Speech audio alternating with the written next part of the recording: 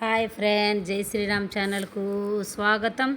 ఈరోజు కథ నాన్నకు అమ్మనై. హలో మంజు అంటూ తల్లి మీనాక్షమ్మ దగ్గర నుంచి ఫోన్.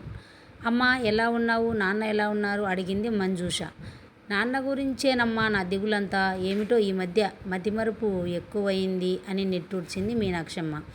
అమ్మ, ఈ వయసులో అది మామూలే, నువ్వు ఊరికే కంగారు పడకు నవ్వింది మంజు. అలా కాదు మంజు, నువ్వు ఒకసారి రాకూడదు, అసలు విషయమేమిటో తెలుస్తుంది. కాస్త సీరియస్గా మాట్లాడుతున్న తల్లి మాటలు తోచిపుచ్చేవిగా అనిపించలేదు మంజుషకి. అలాగే వస్తానులే, నువ్వు కంగారు పడి అన్నయ్య వదినలకు కంగారు పెట్టకు అని సముదాయించింది తల్లిని. రాఘవేంద్రరావు మీనాక్షి దంపతులకు 2 సంతానం. కొడుకు శ్రీవత్స, కూతురు మంజుష.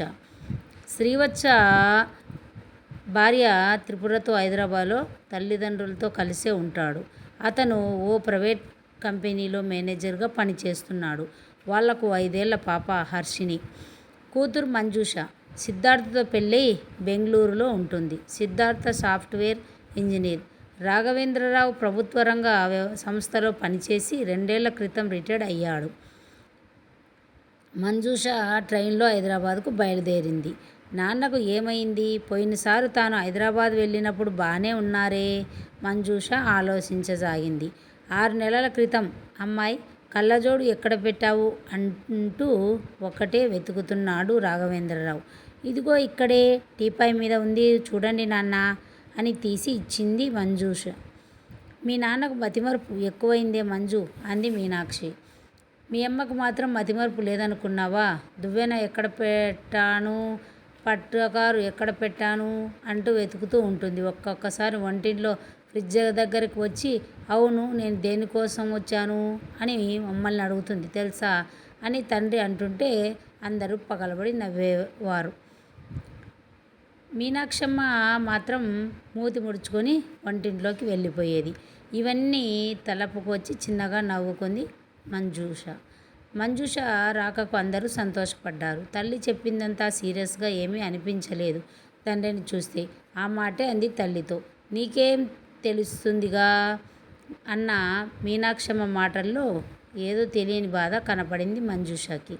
సాయంత్రం త్రిపుర టీ తెచ్చి అందరికీ ఇచ్చింది. అందరూ కబుర్లు చెప్పుకుంటూ టీ తాగారు. ఆఫీసు నుంచి వచ్చిన శ్రీవత్సకు టీ ఇవ్వడానికి లోపలికి వెళ్ళింది త్రిపుర. ఇదిగో మీనాక్షి, నాకు టీ ఇవ్వలేదేం? రాఘవేంద్రరావు భార్యతో అడుగుతున్నాడు. అదేంటి నాన్న, ఇప్పుడేగా తాగావు, ఇదిగో నువ్వు తాగిన గ్లాసు అంటూ ఖాళీ గ్లాసు చూపించింది మంజు. నేనెక్కడ తాగాను, నాకు అసలే ఇవ్వందే, ఇది మీ అమ్మ గ్లాసు. ఈ మధ్య మీ అమ్మ నాకు కాఫీలు టీలు అసలు ఇవ్వడం లేదమ్మా. బొత్తిగా మతిమరుపు మనిషి కంప్లైంట్ చేస్తున్న తండ్రిని కాస్త వింతగా చూసింది మంజు. పోనీలే నాన్న, ఇప్పుడే తెస్తాను అంటూ వంటింట్లోకి వెళ్ళి టీ చేసి తీసుకొని వచ్చింది మంజు. మళ్ళీ ఎందుకు తెచ్చావమ్మా? ఇప్పుడేగా మనమందరం తాగాం. నీకు కూడా మీ అమ్మలాగా మతిమరుపు వచ్చిందా అంటాడు రాఘవేంద్రరావు. తల్లి తన వైపు చూసింది. చూసావా, ఇది పరిస్థితి అన్నట్లు. ఒక్కరోజు ఆఫీస్ టైం అయ్యింది అంటూ భోజనం చేసి ఆఫీస్కి వెళ్ళాడు. ఈ విషయం ఎవరూ గమనించలేదు. ఆఫీస్ నుంచి ఫోన్ వచ్చింది. రాఘవేంద్రరావు ఆఫీస్కి వచ్చాడని. ఇది సీరియస్గా తీసుకోవాల్సిన విషయమే అనిపించింది తండ్రిని. డాక్టర్ దగ్గరకు తీసుకువెళ్ళారు.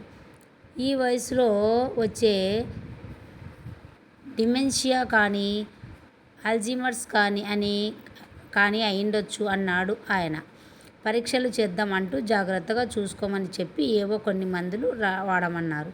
మీనాక్షమ్మ ఒకటే ఏడుపు. ఎలానే మంజు, ఇక మీ నాన్నగారు మామూలు మనిషి అవరా అంటూ మంజును పట్టుకొని ఏడ్చేసింది. అమ్మా, అదేమంత భయపడాల్సిన జబ్బు కాదు, వయసుతో పాటు వస్తుంది అంతే, మనం జాగ్రత్తగా చూసుకుంటే అదే తగ్గిపోతుంది అని ధైర్యం చెప్పింది. 1 వారం రోజులు ఉండి ఊరికి బయలుదేరింది మంజు. మీనాక్షమ్మ కళ్ళలో ఆగకుండా వచ్చే కన్నీళ్లను తుడిచి, అమ్మా నేను మళ్ళీ వస్తాను, ధైర్యంగా ఉండు అని చెప్పి వెళ్ళిపోయింది. రోజు తల్లి ఫోన్ చేసి తండ్రి విషయాలు చెప్పేది. ఒకరోజు శ్రీవత్స నుంచి ఫోన్. మీనాక్షమ్మ బాత్రూంలో జారి పడిందని, తలకు గాయమైందని, కాస్త సీరియస్గా ఉందని చెప్పాడు. హుటాహుటిన హైదరాబాద్కు బయలుదేరింది హాస్పిటల్లో తల్లిని చూసి దుఃఖం ఆగలేదు. అప్పుడే కళ్ళు తెరిచిన మీనాక్షమ్మ మంజు చేతులు పట్టుకొని, నా దిగులంతా మీ నాన్న గురించేనమ్మా. నేను పోతే ఆయనని ఎవరు చూసుకుంటారు? పాపం మీ వదినకు అటు పాప పని, ఇటు ఇంటి పని, వీటితోనే సరిపోతుంది అంటూ కన్నీళ్లు పెట్టుకుంది. మంజుకు కూడా కన్నీళ్ళు ఉబ్బికి వస్తున్నాయి. అమ్మా, ఈ పిచ్చి మాటలేంటి? నీకు బాగైపోతుంది డాక్టర్ చెప్పాడు. నువ్వు ఇంటికి వస్తావు, నాన్నను నువ్వే చూసుకుందువు గాని ఊరికే దిగులు పెట్టుకోకు అని ధైర్యం చెప్పింది. కానీ తల్లికి నిజంగా బాగవుతుందా అని ఏదో అనుమానం. ఇంటికి వచ్చి తండ్రి కోసం వెతికింది. ఆయన తన గదిలో ఒక మూల ముడుచుకొని కూర్చున్నాడు. అమ్మ ఎక్కడ మంజు అని చిన్నపిల్లవాడిలా అడిగిన ఆయనను చూసి దుఃఖం పొంగుకొచ్చింది మంజుకి. ఆ రోజు రాత్రి మీనాక్షమ్మ చనిపోయింది. మంజు తండ్రిని వదలడం లేదు. ఆవిడ శరీరం అక్కడ ఉండగానే మంజు, అమ్మను కాఫీ తెమ్మని చెప్పమ్మా, ఎంతసేపు అలా పడుకుంటుంది అంటుంటే అందరి కళ్ళలో నీళ్లు. కర్మకాండలన్నీ ముగిసిపోయాయి. వచ్చిన చుట్టాలందరూ వెళ్ళిపోయారు. శ్రీవత్స చెల్లెల చేతులు పట్టుకొని, మంజు ఇంకో 10 రోజులు ఉండకూడదు, నాన్న కాస్త కోలుకుంటాను అని అడిగాడు. అలాగే అంది మంజు. మీనాక్షమ్మ పోవడంతో రాఘవేంద్రరావు ఆరోగ్యం ఇంకా దిగజారిపోయింది. ఒకరోజు శ్రీవత్స స్నేహితులు ఇంటికి వచ్చారు. వాళ్లను తన స్నేహితులుగా భావించి, ఒరేయ్ సూర్యారావు, టైం అయింది, కాలేజీకి వెళ్దాం పదా అన్నట్లు, నీ ఇంగ్లీష్ నోట్స్ ఒకసారి ఇవ్వరా, నేను రాసుకోవాలి అంటూ రాఘవేంద్రరావు వాళ్ళ పక్కన కూర్చొని నవ్వుతూ మాట్లాడుతున్నాడు.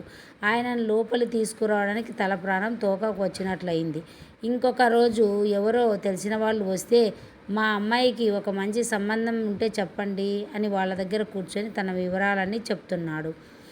మరొక రోజు బట్టలన్నీ సంచిలో పెట్టుకొని, మా అమ్మ వాళ్ళ ఊరికి వెళ్ళాలి, వాళ్ళని చూసి చాలా రోజులైంది, ఎన్ని రోజులు ఈ హాస్టల్లో ఉండడం అని బయటికి నడుస్తుంటే సర్ది చెప్పి లోపలికి తీసుకొని వచ్చారు. 10 రోజులయ్యాక మంజు ఊరికి వచ్చేసింది. మంజు ఎప్పుడో అప్లై చేసిన ఉద్యోగం రావడంతో వెంటనే జాయిన్ అయింది. రోజు అన్నకు ఫోన్ చేసేది. బాగానే ఉంది అని పొడిగా సమాధానం ఇచ్చేవాడు శ్రీవత్స. తను మళ్ళీ వెళ్ళలేదని అన్నయ్యకి కోపం వచ్చినట్టుంది అనుకుంది మంజు. 3 నెలల తర్వాత తండ్రిని చూడడానికి వెళ్ళింది శ్రీవత్స. త్రిపురలు హఠాత్తుగా వచ్చిన మంజును చూసి కాస్త కంగారు పడ్డారు. నాన్న ఎక్కడా అంటూ ఇల్లంతా వెతికింది. వాళ్ళు ఏమీ సమాధానం చెప్పలేకపోయేసరికి నిలదీసి అడిగింది. మీ నాన్నను భరించలేకపోయాం, అందుకే పిచ్చాసుపత్రిలో చేర్చాం. ఏం చేస్తాం? 24 గంటలు ఆయన కాపలా ఎవరు ఉంటారు? ఏ రోజు ఎక్కడికి వెళ్ళిపోతాడో తెలీదు. ఆయనకు ఏదైనా జరగడానికి జరిగితే అందరూ మమ్మల్ని అంటారు. సమాధానం చెప్పాల్సింది మేమే కదా అని త్రిపుర గట్టిగా చెప్పింది. అది విని స్థానువయ్యింది మంజు. పరిగెత్తుకుంటూ పిచ్చాసుపత్రికి వెళ్ళి డాక్టర్ను కలిసింది. తండ్రిని తనతో పంపించమని వేడుకుంది. ఆయన డిశ్చార్జ్ చేశారు. సన్నగా పూచిక పుల్లలా అయిపోయిన తండ్రిని చూసి నిర్ఘాంతపోయింది. అక్కడి వాళ్ళు చెప్పిన విషయాలు. ఆయన తిండే తినేవాడు కాదట. బాగా ఆకలి వేస్తే ఏదో 2 ముద్దలు తిని, మా అమ్మ చేసినట్లు లేదు అంటూ అన్నమంతా వదిలేసేవాడట. మంజూషను అసలు గుర్తుపట్టలేదు ఆయన.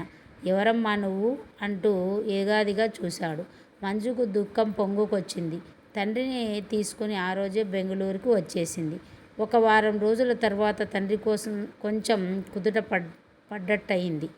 ఒకరోజు, అమ్మా, నువ్వు ఎవరివో కానీ మా అమ్మలాగా మంచి భోజనం పెట్టావు, దయచేసి నన్ను మా అమ్మ వాళ్ళ ఊరికి తీసుకెళ్ళావా అని రాఘవేంద్రరావు కూతుర్ని బతిమలాడాడు. ఏం చెప్పాలో అర్థం కాలేదు మంజూషకు. వారం రోజులైంది. రాఘవేంద్రరావు తనతో పాటు ఉండటం చూసి సిద్ధార్థ్ అడిగాడు, ఇంకా ఎన్ని రోజులు ఉంటాడు మీ నాన్న? ఇక శాశ్వతంగా మనతోనే ఉంటాడు అని సమాధానం ఇచ్చింది మంజు. అదెలా కుదురుతుంది? ఆయన చూసుకోవాల్సిన బాధ్యత కొడుకుది కదా. వెంటనే మీ అన్నయ్య ఇంటికి పంపేయి అన్నాడు. మంజుకు కోపం బాగా వచ్చింది. విసురుగా అంది, ఆ రోజు మా నాన్న ఆస్తిలో మా అన్నయ్యకు నాకు సమానమే వాటాలు చేసినప్పుడు మీరేమన్నారు? మీ నాన్న న్యాయంగా వాటాలేశాడు అనలేదు? ఆస్తిలో సమాన వాటా తీసుకున్నప్పుడు ఆయనను చూసుకునే విషయంలో కూడా సమానంగా ఉండాలి.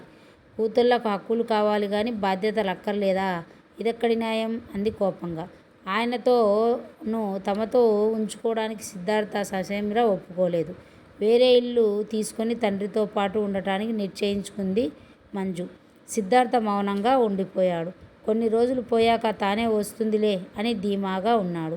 ఆఫీస్ వాళ్ళను ఇంటి నుంచి పని చేస్తానని అడిగింది. వాళ్ళు సానుభూతితో ఒప్పుకున్నారు.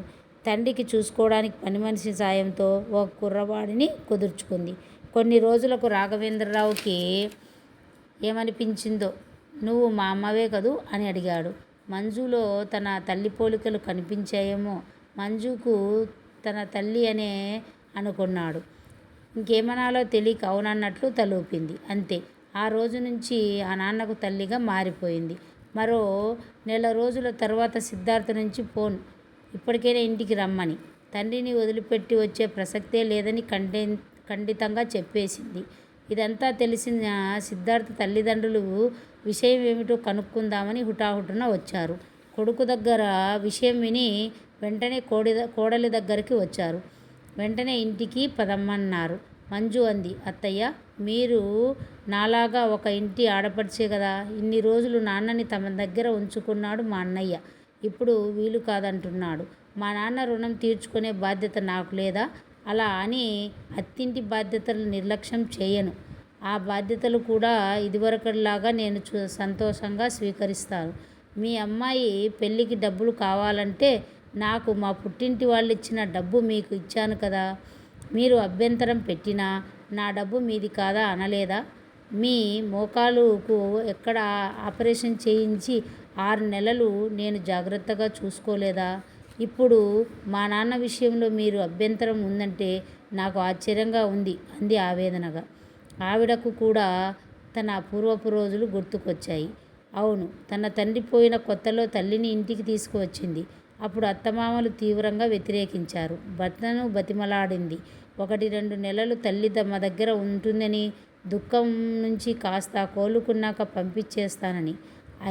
ఆయన ససేమిరా వీలు కాదన్నాడు. అప్పుడు తను ఎంత ఆవేదన చెందిందో, ఎన్ని రాత్రులు దిండులో ముఖం దాచుకొని ఎక్కి ఎక్కి ఏడ్చిందో. తనతో అంత చాకిరీ చేయించుకొని తన మాటకు కాస్త విలువ ఇవ్వని వాళ్ళంటే తనకు ఎంతో అసహ్యం వేసింది. అదంతా తలుచుకొని, నాకు తెలుసమ్మా నువ్వు పడే వేదన. నేను ఆడదాన్నే. నేను ఎంత దుఃఖం అనుభవించానో ఆ దేవుడికే తెలుసు. నీకు నేనున్నాను. మీ నాన్నను జాగ్రత్తగా చూసుకో. నా కొడుకు, నా భర్త కాదంటే నేను నీకు అండగా ఉంటాను అంది కోడలిని ఊరడిస్తూ. ఇదంతా చూస్తున్న మామగారు కూడా పశ్చాత్తాపంతో కొడుకును ఒప్పించాడు. ఇప్పుడు అందరూ కలిసే ఉంటున్నారు. ఆ తండ్రిని తల్లిలా చూసుకుంటుంది మంజు. Please subscribe.